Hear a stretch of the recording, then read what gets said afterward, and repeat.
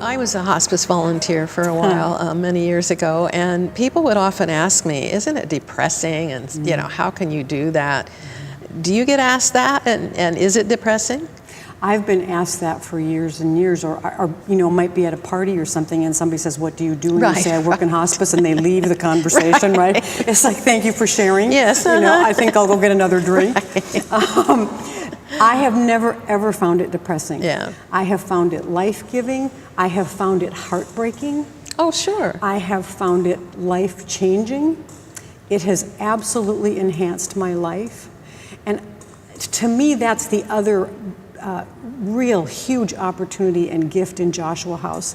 Anybody who's involved in the end-of-life process is being served. I think it's really important to remember that there's a reciprocal nature in the universe, so that any time I come and it looks like I'm giving to you, I have to also stay aware that I am receiving. There's something coming back toward me that if I stay open to receive, I don't get depressed. I don't get burnt out. There's a wonderful quote that comes from an Australian woman. Her name is Lilla Watson, and she says, "If you have come to help me, you are wasting your time. Oh, but I if like you that. come because you know your liberation is bound up with mine, then let us work together."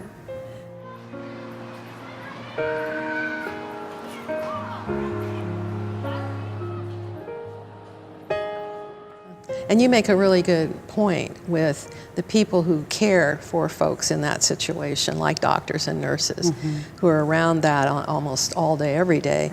Right. The need for them to open up and be able to gain from the people they're working with. Absolutely. We did a study on doctor-patient communication when the patient was terminally ill, and found that a lot of burnout and stress on the part of the healthcare providers were because they kind of shut down to protect, they thought, to protect themselves, and instead it did great damage to them because they weren't being human in that moment.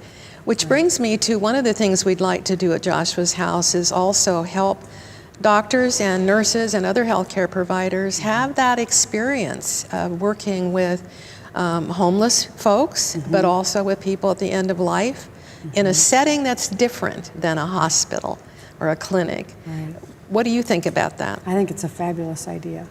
The truth is, I think what we need to remember is doctors and nurses and medical professionals are just people too. That's right. They're highly educated, they know what they're doing, and they are human beings who also live in a culture that says we don't tell the truth about dying. Right. We don't talk about it, we don't be direct about it because it might hurt. If I look at you and say, there is absolutely nothing we can do for you, I'm thinking from the medical point of view. And so what I have to be able to do is stretch that out and say, I can't, it doesn't look like there's anything that we can do for you medically. There is a whole lot we can do for you right now at this time in your life, and this is what we will do. And then you begin to talk about hospice and having a full care team that will come in and pay attention to what's going on for you. People will come to you, you don't have to go out. There's all kinds of things that the hospice experience can bring that actually enhances quality of life. I think that what happens for doctors often is it's hard not to take it personal. Oh, absolutely. You know, when someone's not going to live, we live in a culture that says, well, then we have failed. That's right. And dying isn't failure. Dying is just a natural thing. That's right. I also think we could help professionals by saying, you know, there's other language to use. We don't have to say you're dying. We can also, I mean, I think it's important to be clear, but it's also important to help people understand that we're going to walk you through the completion of your life, because there's a beginning, a middle, and an end to everything. I don't want to look at my own dying as a failure. That's right. I want to see it as, wow, I get to live the completion years of my life fully. That's a huge gift. Oh, that is huge. It's a huge gift. Thank you so much, Julie, for taking time to talk with me. I'm so excited that you're going to be part of Joshua's house. I think you're going to bring something really wonderful to both the residents who stay there, but also the healthcare professionals and our community. Thanks, Marlene. I am so thrilled to be part of this.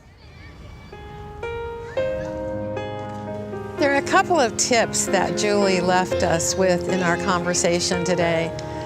And one is that we're living until the completion of our life in a conscious way.